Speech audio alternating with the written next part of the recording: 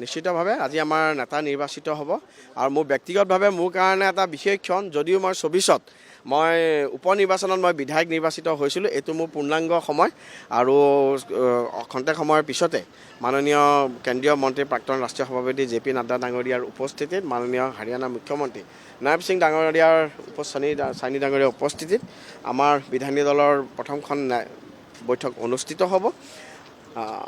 মাননীয় মোদী ডাঙৰীয়া আৰু মাননীয় ডক্টৰ হিমন্ত বিশ্ব শৰ্মা ডাঙৰীয়াৰ নেতৃত্বত ভাৰতীয় জনতা পাৰ্টীৰ যিটো ঐতিহাসিক সাফল্য এই ঐতিহাসিক সাফল্য কেৱল ৰাজনৈতিক সাফল্য নহয়, এই সাফল্য ৰাষ্ট্ৰবাদৰ বিজয়, এই সাফল্য খিলঞ্জীয়া ৰাইজৰ অস্তিত্বৰ বিজয় আৰু এই বিজয় উন্নয়নৰ বিজয়। এই বিজয় হৈছে ফেক নেৰেটিভৰ বিপক্ষে সকলো সময়তে ৰাইজৰ লগত থাকি মাননীয় হিমন্ত বিশ্ব শৰ্মা ডাঙৰীয়াৰ নেতৃত্বত আমাৰ চৰকাৰ আৰু দলে আমি যিমানখিনি কাম কৰিলোঁ, মাননীয় ৰাজ্য সভাপতি দিলীপ শইকীয়া ডাঙৰীয়াৰ নেতৃত্বত যিমানখিনি সাংগঠনিক বিস্তাৰ হ'ল, এই বিজয় আমাৰ লক্ষ লক্ষ কাৰ্যকৰ্তাৰ বিজয়। গোটেই অসমৰ পৰা শদিয়াৰ পৰা লৈ পেলাই কোকৰাঝাৰলৈকে শ্ৰীভূমিৰ পৰা লৈ পেলাই ধেমাজিৰ পৰা আমাৰ সকলো কাৰ্যকৰ্তা, শুভাকাংক্ষী ৰাইজ, বিশিষ্ট ব্যক্তিসকল, ভাৰতবৰ্ষৰ কেন্দ্ৰীয় মন্ত্ৰী, বিভিন্ন ৰাজনৈতিক নেতা, মুখ্যমন্ত্ৰী, উপমুখ্যমন্ত্ৰী, সত্ৰাধিকাৰ ধৰ্মীয় গুৰুসকল আমাৰ মাজত আহি থাকিব।